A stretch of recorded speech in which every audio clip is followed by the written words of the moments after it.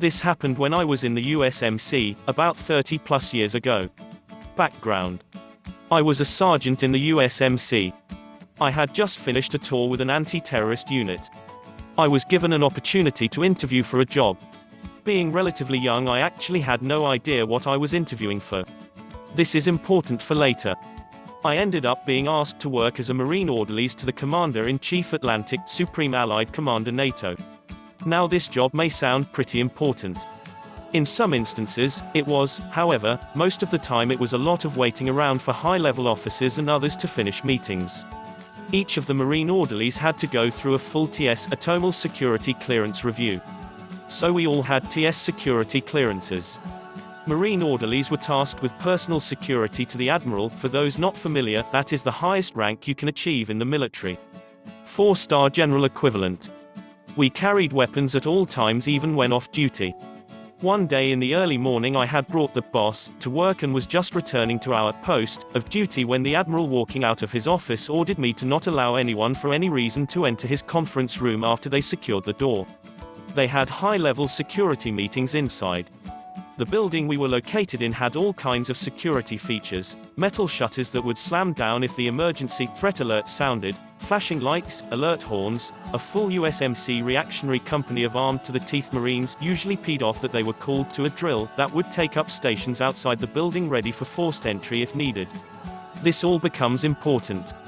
Now, remember, for those in the military, when you are given a command by a field-grade officer, it is as if God himself had spoken, and any deviation will be dealt with swift and sure sanctions. I was given a direct order by my boss. The Commander-in-Chief, his direct boss, was the chairman of the Joint Chiefs and then the President of the USA, so as a lowly Marine, I smartly said, "Aye aye sir."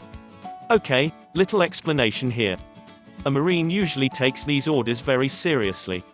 I like to joke around just like anyone in the service. However, in this case, my butt was on the line. I had been ordered to not allow anyone, I mean anyone, into the conference room, period. By the Admiral himself. I did not want to go to jail for disobedience.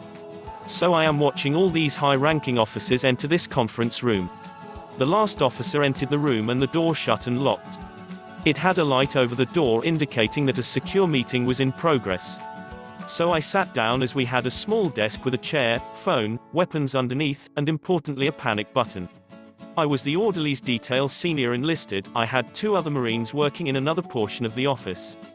We also transported secure information between buildings and other locations on the base on occasion. All Marines were armed at all times. They also each had panic buttons at their locations and radios the same as I did. In walks a Navy captain, colonel equivalent, carrying a briefcase and strutting like he was on the bridge of a ship and in charge, directly to me at the desk. I stood up and politely asked him his business and informed him I was given a direct order to not allow anyone into the conference room after the door was secured.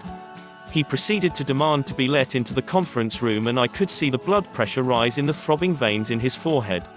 I again stated that I was under orders not to allow anyone into the conference room, ending with "Sir." He then raised his voice so others in the general area could hear him and loudly stated that, did I realize that he was a captain in the United States Navy and no idiotic Marine was going to stop him from entering the conference room as he had vital information. He emphasized the word vital, that must be presented to the Admiral and staff immediately. I politely tell him that he is not going into the room, and move to stand in between him and the door. Now at this point I had been with the security detail for about 1 year, so I know most of the officers, and I did not recognize him. Then he does the dumbest thing anyone can do to a Marine on duty. He put his hand on my shoulder to move me out of his way. Oops, bad move, dude. I just reacted and grabbed his arm, and by twisting my hand and forearm around his and kicked his right knee out, and as he was falling I drew my pistol, and as he was falling I ended up kneeling on his ribs as he was splayed out on the desk. I quickly flicked the safety off the pistol and placed it just behind his ear, and yelling at the top of my voice, I have a great command voice courtesy of my parents and the USMC training, that if he moved, I would eff'n blow his mother eff'n head off. This shout in a loud voice was heard by everyone, I mean everyone. My fellow Marines on duty instantly hit the panic threat button and ran into the area I was in, weapons at the ready, along with some of the Admiral's staff. Now that Marine hitting the panic threat button caused the building to go into lockdown. Shutters slammed down, doors auto-locked, Horn alert, flashing lights, and of course the Marine Company reaction teams deployed with full combat gear. Remember the bombing of the US Marine barracks in Beirut?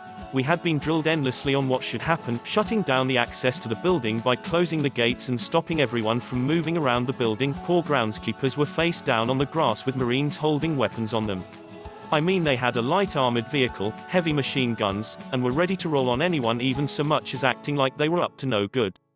Scary crap. So there I am, forcefully kneeling on a Navy captain's ribs and shoulder, his face down, spread eagle with a gun behind his ear, my finger on the trigger. One of the other Marines grabs his outstretched hand and zip ties it to the other behind his back. I stand up, keeping our detained captain between us. I holster my weapon.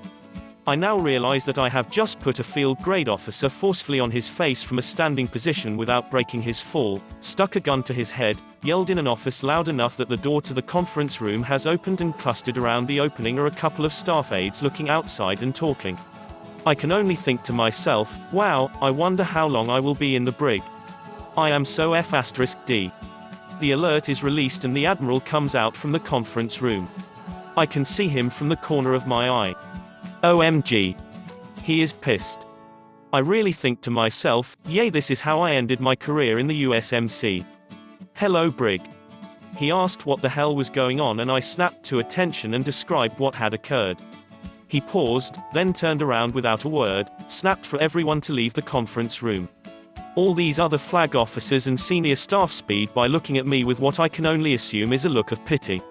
I am starting to feel my heart beating in my chest at a rate I can only compare to almost being hit by a car coming from the opposite direction on the freeway.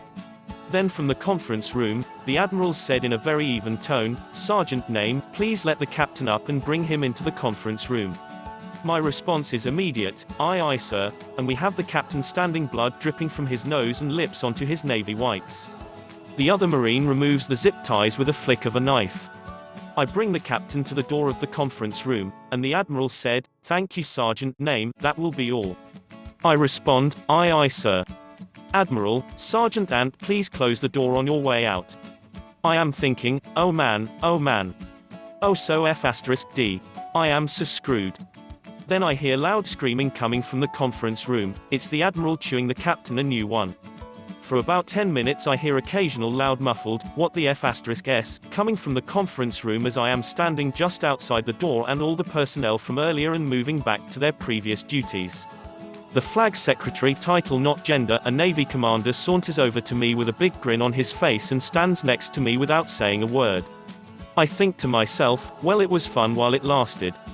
Then the door to the conference room opens and out steps the captain, and he steps up to me and apologized for putting his hand on me, and then walks away. To say I am stunned would be an understatement. Flabbergasted. Amazed. And that was it. Nothing else happened. Of course from then on, as word spread, the other officers gave me a wide berth. Lol. I was the crazy Marine that was the admiral's orderly. I never did get in any trouble or even have anyone say a single word about what had occurred.